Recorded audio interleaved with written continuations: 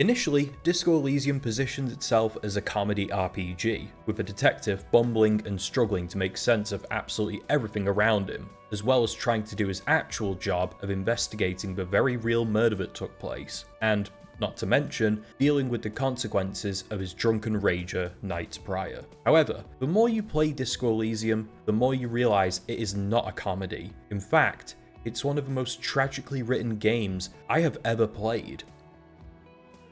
We eventually discover more about our detective, including his name, Harry, a 20-year veteran of a Revachol citizens militia, and the decades-long struggles that all led him to this very moment, passed out naked on the floor of a dingy hostel.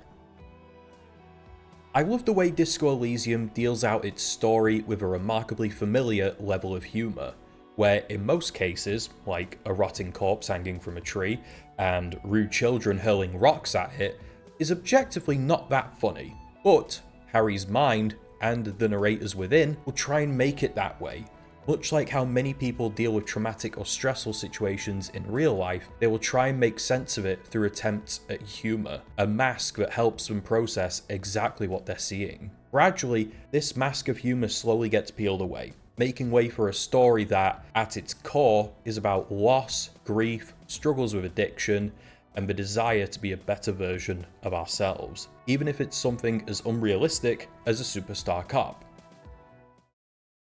Throughout Disco Elysium's story, our ignorance to the absolute tragedy that is Harry's life made it easy to laugh at all the bumbling and fumbling moments that took place right at the start of the game, and after playing the game, you never look at these parts with the same level of humour, rather just a muted sadness. This was never clearer than when Harry finds a phone booth and starts crank calling random numbers until finally he dials in a number he thought vaguely familiar, an old flame of Harry's past, whose loss is one that he simply cannot get over. Amusing dialogue options immediately give way to options ranging from silence, desperate pleas for forgiveness, total confusion, and futile attempts to show this unknown person that we are better now, but it is all for naught.